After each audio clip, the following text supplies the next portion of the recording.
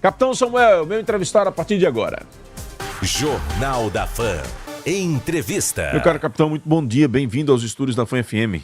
Bom dia, Narciso. Bom dia, Antero. Esse grupo que faz esse jornalismo, né, tão eficiente e ouvido pelos sergipanos. Capitão, me diz uma coisa. 2026, vou logo direto ao assunto. O capitão vai pendurar a chuteira, isso é verdade? Não, candidato a Não, essa informação não existe não, a gente fez uma brincadeira aqui. Não, pré-candidato a deputado federal, estamos vendo o melhor caminho partidário e principalmente trabalhando pela população de Sergipe, fazendo com mandato ou sem mandato, continuamos trabalhando, fazendo o que a gente compreende, o que a gente entende, que é atender as pessoas que nos procuram da melhor forma possível. Então, o trabalho, eu vou colocar o trabalho em julgamento. Agora, Samuel, essa eleição de 2026, todos afirmam que ela é a mais difícil da história, né? Por tantos nomes do lado de fora, como o seu, por exemplo, que são símbolos de boa votação e que tem um trabalho realizado, e ao mesmo tempo aqueles que estão no mandato que tem a grande vantagem da quantidade de emendas para poder distribuir, principalmente com essas emendas PIX aí, que alguns que são bem articulados lá utilizam bastante delas. Não dá uma aflição, assim, um desejo de não disputar não diante dessa disparidade? Todo um exército tinha medo de encarar Golias. E chegou Davi com a fé, com a experiência, com o trabalho dele, que ele treinava muito com uma baleadeira. No meu tempo, não, aquilo era baleadeira, estilingue. Disse, não, eu tenho fé e não tenho medo de disputar. Então, basicamente, quem está fora da eleição de deputado federal, de senador, que vai para uma disputa dessa, tem que ir com esse pensamento. Com a fé em Deus, com a fé no trabalho que realiza e com a coragem que Davi teve para encarar Golias. Porque realmente quem está no mandato é desproporcional às condições. Mas eu já vi também um candidato que estava fora de deputado federal e naquela eleição foi o mais votado da história de Sergipe com a população. Com a fé em Deus e na população foi Adelso Barreto, quando foi para deputado federal. Eu acho que é você colocar em julgamento o que você faz. E as pessoas decidam. Né? Na última eleição, para deputado federal, ninguém acreditava que eu teria aquela votação. Ninguém acreditava que... Quantos votos? Eu tive quase 40 mil votos, né? E ninguém acreditava que Rodrigo Valadares teria 49 mil votos. A pessoa acreditava que quem poderia ser reeleito era Fábio Henrique, que estava no mandato, era Boscota, que estava no mandato, era um Heleno Silva. Naquela época estava muito falado, André Davi e tal, né? E quando você foi ver a votação, eu tive mais votos que da André Davi, que da delegada Catarina, que é deputada federal, que Nitinho e tantos outros. Então, eu acho que é o julgamento do trabalho, do momento, que vai fazer com que, na eleição que se aproxima, tenha a oportunidade de ter alguns candidatos novos. Né? Tem também essa questão da polarização, direita e esquerda, então é uma coisa que vai influenciar, não adianta ninguém achar... Não, eu vou resolver com o prefeito, vou resolver com a oposição ao prefeito, vão votar em mim, eu vou ter os votos todos. Olha, a população está de olho.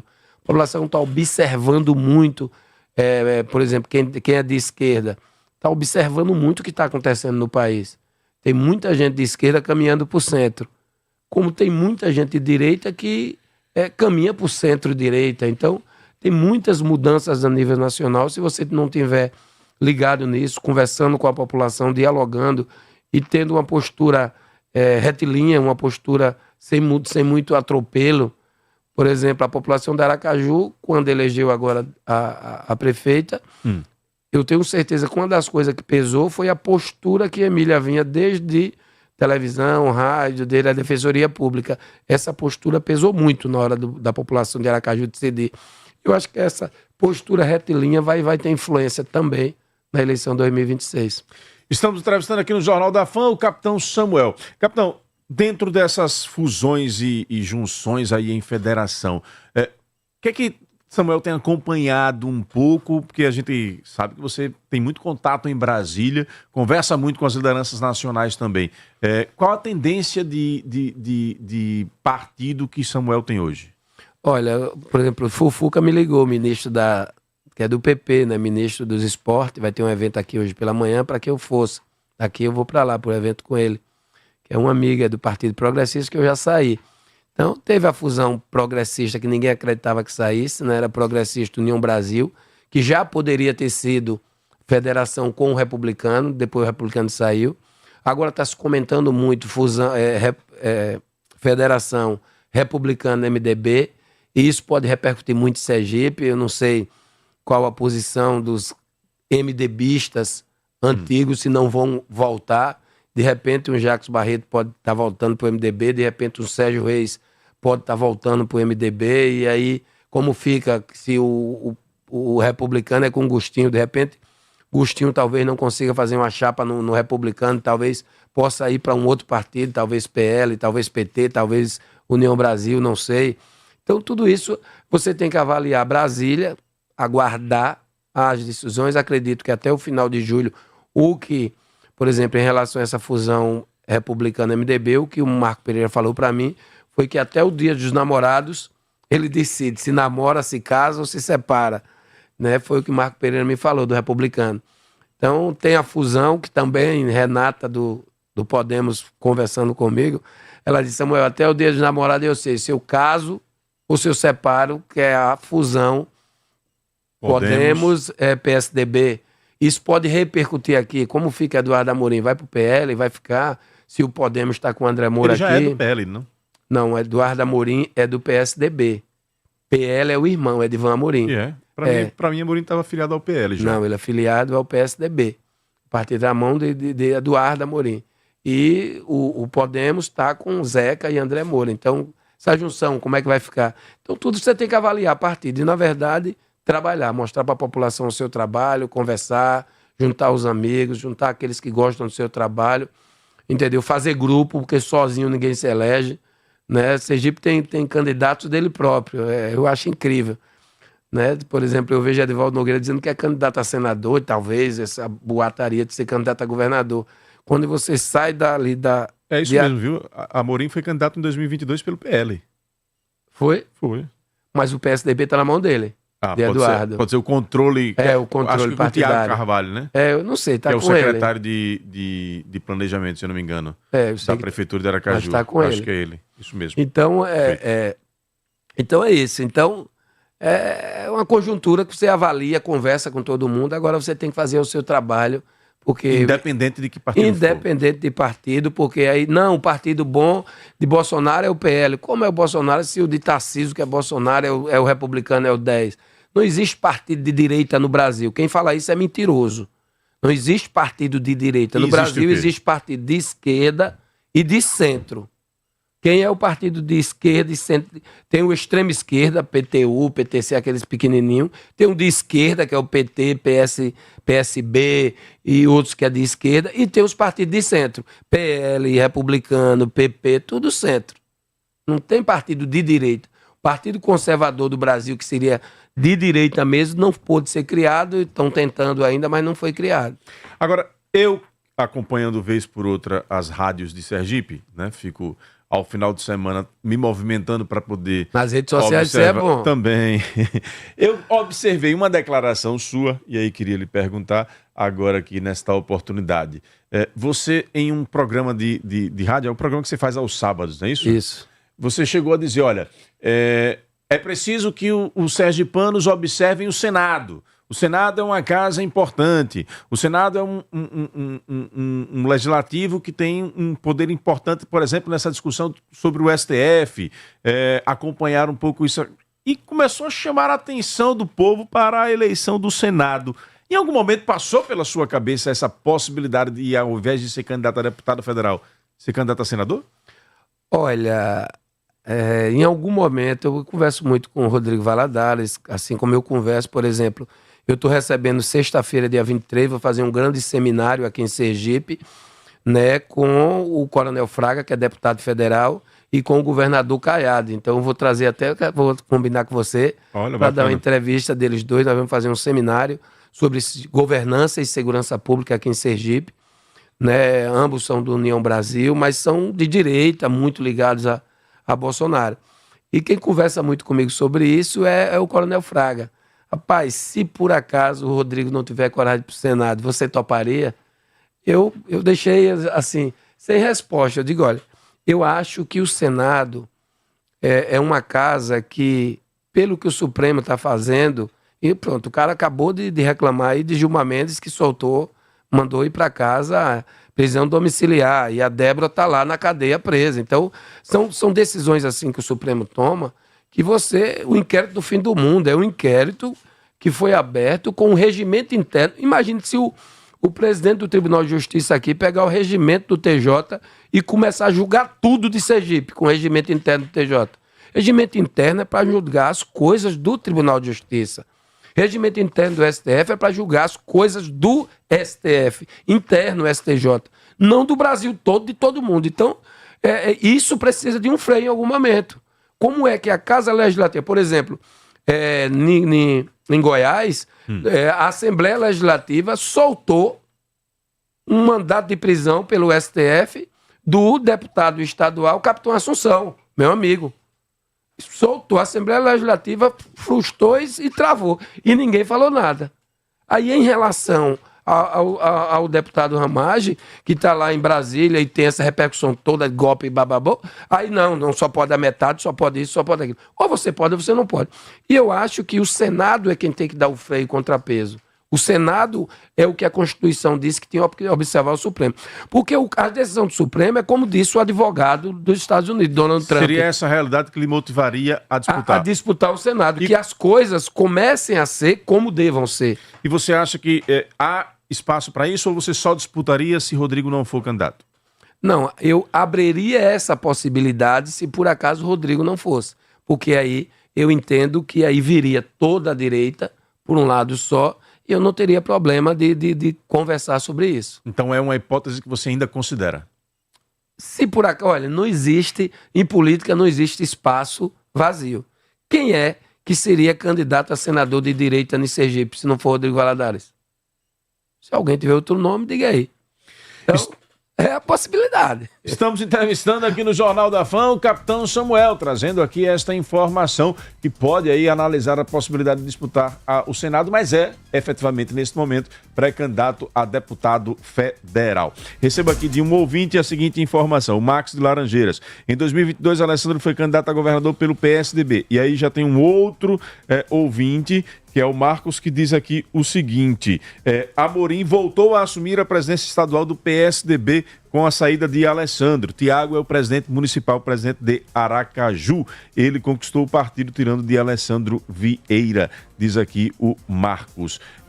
O Leônio tem pergunta aqui para o capitão Samuel, mas antes eu tenho recadinhos para você, porque a Qualificar, empresa referência no serviço de funilaria e pintura automotiva, está de casa nova. Agora com uma novidade, o serviço de estética automotiva. Sua satisfação é a nossa prioridade. Podemos deixar o seu carro brilhando de novo. Avenida Poeta Mário Jorge Menezes Vieira, número 2720, Coroa do Meio. Agende sua visita pelo WhatsApp 999605609. 999605609. Atendemos particulares e segurados. Qualificar, onde seu carro ganha vida nova.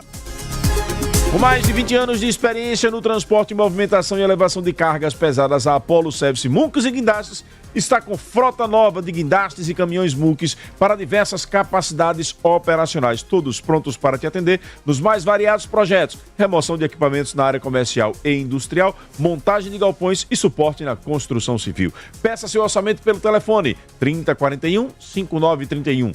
3041-5931 ou pelo Instagram, @Apollo com 2 L's, _Aracaju, Apollo Service Muques e Guindastes. Força precisa para quem precisa de força.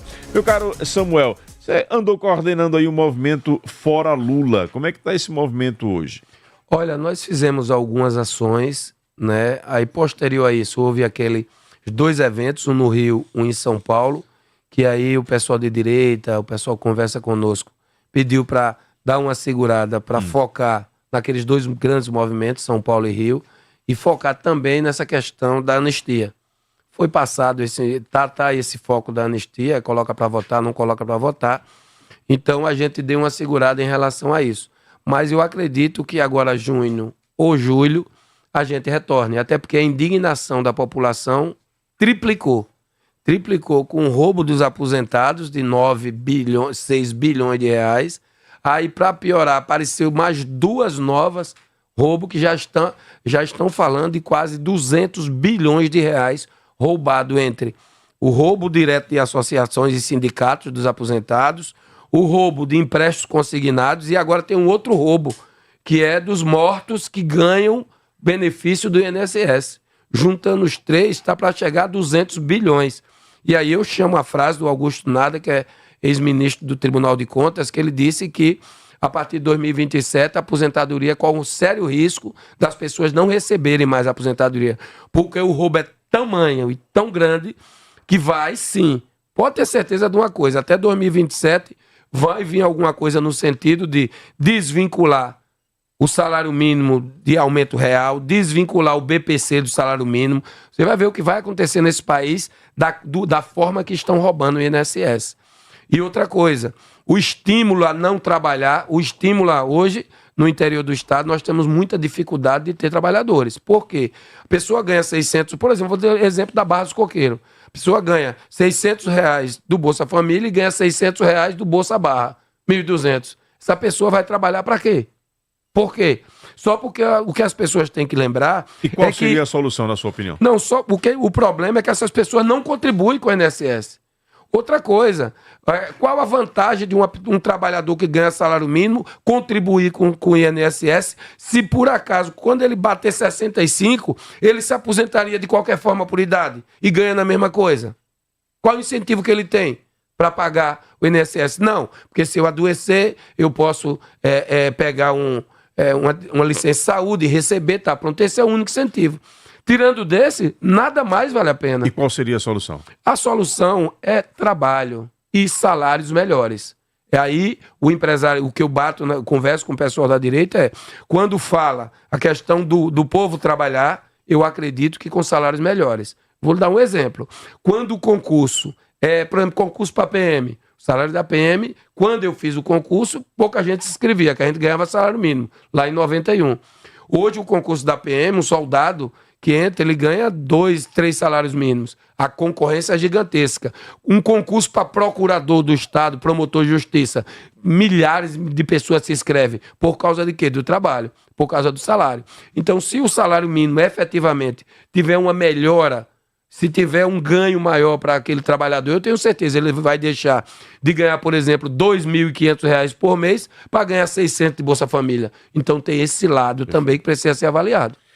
São 8h06, Magna Santana tem perguntas ao Capitão Samuel. Magna Santana, 8h07, rapidamente, vamos lá. 8h07, Narciso Machado, obrigada. Bom dia, deputado, o hábito também, né? Deputado Capitão Samuel. Meu questionamento, 2. Eu queria que o senhor avaliasse, o Narciso perguntou aí sobre a questão do Senado, que havia um ensaio. Eu queria que uma avaliação sua sobre dentro do agrupamento que você faz parte. Está aí o André Moura com o nome aí surgindo, mas por outro lado, outros nomes como o Alessandro, a reeleição, e surge Edivaldo Nogueira, né? Que aí alguns dizem que até na pesquisa está indo bem. Mas qual a sua avaliação? Já que parece que alguns sempre dizem que ele não aglutina. Vai ter o apoio do agrupamento? Qual a tua opinião sobre isso? E sua opinião sobre a loteria? O Estado está lançando a Lotese, é uma loteria municipal. Me parece que a Tânia está contra. E sua opinião sobre isso? A loteria, ela realmente vicia, ela pode trazer problemas para as pessoas que possam vir a jogar, apostadores. Sua avaliação também. É contra ou a favor? Olha, hoje eu tenho 12 internos do Batalhão da Restauração viciados em jogos. Viciado em Tigrinho, viciado em jogos eletrônicos, Sportnet, Sportbet.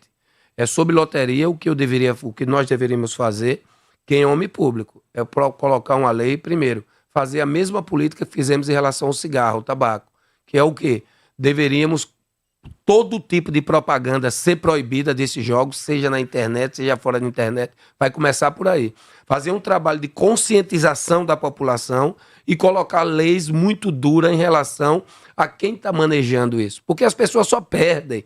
Nesses jogos você não vê uma pessoa ganhando de verdade, ficando bem de vida. Você ganha hoje, perde amanhã. É igual o pôquer, igual esses jogos. E vicia.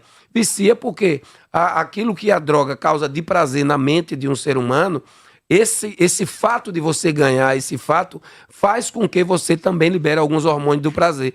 E isso vicia as pessoas. Então, como vício, eu sou contra qualquer tipo de jogos. E em relação a criar uma loteria municipal com um intuito, 2 intuitos. Primeiro, arrecadar para financiar isso e aquilo. Para mim, é um imposto disfarçado. Segundo, vai dar um péssimo exemplo que hoje, no momento que tá as pessoas se viciando em jogos, vem Aracaju criar uma loteria. Eu acho que é desnecessária. Nós somos contra, sim. Orientamos a vereadora Tânato, mas quem decide é ela, que o mandato é dela. Se ela, assim, entender, votar contra, sim, a criação dessa loteria, porque eu entendo que não ganha em nada. A população não precisa de mais um jogo para se viciar em relação a isso. Em relação ao meu querido Edivaldo. Em relação ao Edivaldo Nogueira, ele é o seguinte, ele é aquele cavalo paraguaio que para ganhar ou o adversário tá manco ou alguém que tem que puxar. E vou lhe dizer por quê. Ele entrou como vice de Deda. Deda foi prefeito porque Deda botou. Na reeleição dele, o governador da época ajudou. Aí ele saiu. Depois virou humilde, quietinho, porque quando ele está no governo não fala com ninguém. Não vai no Brejo Grande, não vai no interior, não sabe quem é prefeito. Ele foi presidente nacional dos prefeitos, não fez um encontro com os prefeitos de Sergipe. Para conversar com os prefeitos de Sergipe. Para você ver como ele detesta conversar com lideranças, é só ele. E aí foi prefeito. Depois saiu da prefeitura para voltar, humildezinho, quietinho, foi lá, comeu o juiz de Jacques Barreto tira Zezinho Sobral, bota ele. Jacques usa a força. Chega na eleição perdido, porque ele gaguejou entre Terra Dura e São Conrado. Perdido, Jacques Barreto usou a força do governo toda, conseguiu botar ele na eleição. Foi que ele devolveu para Jacques Barreto, aquele protegido que é Everton de Jacques Barreto, primeiro suplente vereador, capengou aí durante 4 anos, o cara não botou o cara para assumir um dia de vereador, podendo botar um vereador como secretário. Esse é o estilo Edivaldo Nogueira de ser. Ganhou, se afasta de todo mundo. Perdeu, virou humildezinho. Então ele não tem grupo. Como é que ele vai ser candidato a senador do interior, se no interior ninguém nem conhece, sabe a fama? Acho difícil. Agora, pesquisa é simples. Toda pesquisa que é feita, a maioria das pessoas entrevistadas é em Aracaju. Claro que toda pesquisa que é feita, você vai ver na frente Edivaldo Nogueira, que foi prefeito daqui há muito tempo, Rodrigo Valadares, que tem aquela força da direita, aqui em Aracaju. Mas quando junta o estado todo, não é bem assim. É o que eu penso. Para a gente finalizar, alguma possibilidade de reconciliação política com o senador Laércio Oliveira? Ele, graças a Deus, siga a vida dele pessoal e política, e eu sigo a minha vida pessoal e política. Quem mexe com o batalhão da restauração, para mim, eu não falo mais. E ele mexeu? Então, Edivaldo Nogueira não deixou pagar as emendas dos vereadores, mexeu com a instituição. E Laércio Oliveira botou uma emenda dele de 2002, quando deputado federal, num acordo político lá atrás. Depois fez um ofício mandando tirar essa emenda. Então, mexeu. E justificou se falar mal de mim, pode falar, eu até perdoo, falo e tudo, mas esses dois, mexeu com a obra, eu tô fora. Então, nem falar como pessoa. E ele pessoa. justificou alguma coisa? Laércio justifica alguma coisa para alguém? Quando ele toma atitude, pergunte ao vice-prefeito de Socorro Elmo se foi justificado quando ele disse que Elmo era o candidato a prefeito de Socorro. No outro dia deu o partido para Zé Franco. Pergunte ao cara que ele chamava de filho, o vereador, presidente da Câmara, ex-presidente da Câmara de Itapuranga, Sobral, que beijava, chamava Felipe. de filho. Tomou o partido, foi para Gracinha, deixou Felipe Sobral e todo mundo lá sozinho. E tem outros casos no interior do estado que deixa para lá. Samuel, Então, obrigado. ele siga a vida dele, eu siga a minha. Que Deus o abençoe, tá tudo certo. Obrigado pela participação. Um abraço a você e que Deus abençoe a vocês também.